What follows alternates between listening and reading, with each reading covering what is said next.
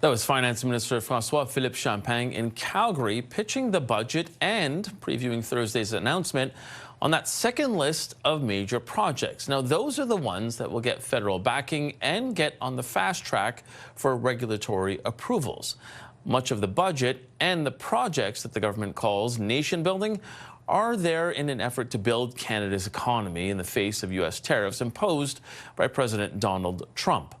Now, that issue is back as the top-of-mind issue for most Canadians. The latest Nanos polling shows that Trump and U.S. relations are essentially tied with jobs in the economy as the top issue for most people in this country. Now, just a month ago, jobs in the economy had a 10-point lead over Canada-U.S. relations. Now, nobody's going to the polls over that one, or not yet anyways, but certainly it does give us an indication of where Canadians are at. So let's bring back the front bench to dig into the stakes of the government's 2 days that they are just 2 ways away from that major projects announcement, and 6 days before the budget support motion that comes up for a vote in the House of Commons. We've got Dan Moulton, Shakir Chambers, and Kathleen Monk. Kathleen, I want to start with you on this one.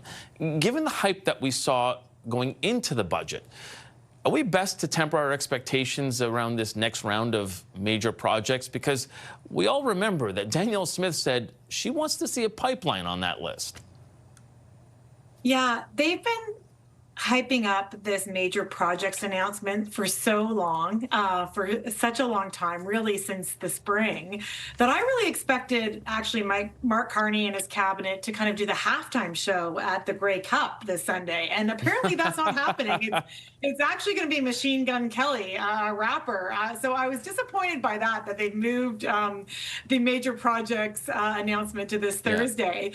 Welcome to the 2000s. The 2000s call. They want their halftime show back, I think. Oh, that's right. I mean, I'd take Shania Twain again. I mean, who wouldn't? I mean, that's who I want to do the halftime show. But listen, it is going to be, Thursday's going to be a high visibility moment, right? It's a high stakes moment for Carney, as is the budget and the budget selling and the budget vote next week that you point to. And that's why you see Minister Champagne and other ministers crossing the country right now trying to engage labor, industry, business, communities to sell the budget.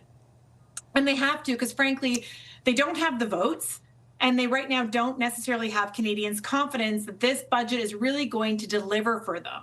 And that's the test that Carney is going to face, because he's going to be announcing these huge major projects. And there's high expectations, both from the budget language and from the project language, that it's going to deliver real results for communities and for industrial sectors.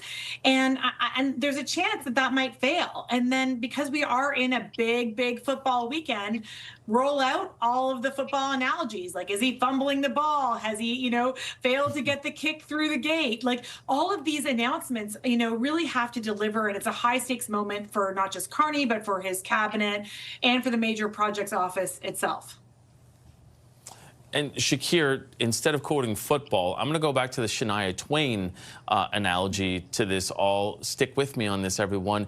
How much of a risk does the Carney government have that everybody quotes Shania Twain and says, that don't impress me much? Ooh. Fair enough. I think the Carney government... Hold on. I'm getting a call. I think they're going to bring Vashi back tomorrow. Okay, yeah, sorry. Yeah, I'm done for the day. Go ahead, Shakir. No, I think the Carney government generally... I feel like since they got elected, their whole thing has been asking Canadians for, a bit more time, a bit more patience for things to get done. And I think this is no different. I mean, whether it's the Trump negotiations that blew past the deadline, but even in the budget, we see things like, infrastructure spending, and they want the private sector to partner with them. That might be the right choice to the right policy decision, but that takes time to kind of unroll. Weaning ourselves off U.S. independent, which is a central theme to the budget and really to this Carney government, generally speaking. That's going to take years, if not decades, to kind of roll out. And I think even, you showed that chart. For most Canadians, affordability is a top 1, top 2 issue and continues to be. I didn't really see much in the budget on that either. And so if it's a matter of the economy just improving, that takes a lot of time. And so I think for Mark Carney, the vulnerability here that I see is that people just run out of patience. They want things done in the year and in 2 years. And the things that he's choosing to do, and again, they might actually be the right policy choices, but the things that he's choosing to do take a lot of time. I'm not sure Mark Carney has that kind of a runway to produce those results. And I think he needs to be cautious of that and move a little bit quicker. And even with the major projects, maybe even head on, take on some politically sensitive projects, right? If you look at the first batch that was rolled out, if I'm reading it correctly, a lot of these things were either close to getting shovels in the ground anyways, so it wouldn't have to take much consequence from the federal government. I think moving forward, whether it is a pipeline or whatever it is, he needs to be able to, butt heads with stakeholders from environmental groups to indigenous groups to even premiers and say, you know what, we have a high level of ambition and we want to drive these projects forward. Yeah, Dan, I want you to pick up on that, but also just a reminder to people that Danielle Smith, since saying that she wanted a pipeline on that list in October, she basically said that she understands that Major Projects Office would need about 4 to 5 months to review her proposal that she is now the proponent for. So she's focused on that memorandum of understanding that she did as recently as this weekend say she's working on with the federal government.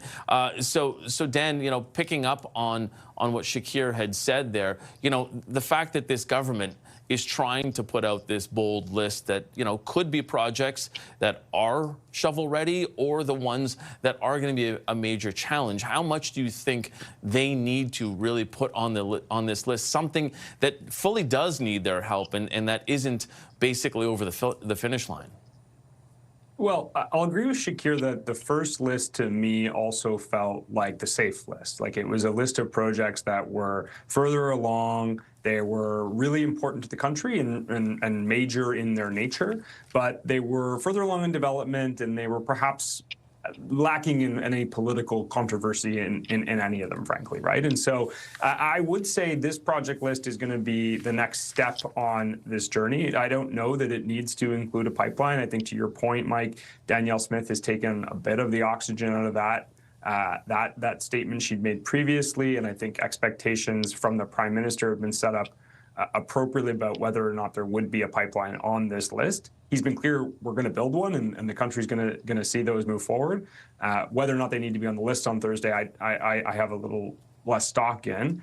It will be likely, I think, a list that takes some more political courage in it. I think it probably takes a few more steps in the right direction in terms of projects that are not as far along in their development, are regionally significant in British Columbia, I think, that help to build more trust in that province in this major projects process. So, yeah, I think they're taking those steps along in the right direction. I think on the budget, though, and the major projects effort, the list that will be announced on Thursday, it's all part of the government's, I think, budgetary goal of communicating that they have a macroeconomic plan to deal with a moment of great anxiety for Canadians and great uncertainty for the country. I think they had 2 jobs to do last week. One was to put forward a plan for this moment that looked most credible, that looked as though it was made for this moment and compelling to Canadians. And I think they achieved on that.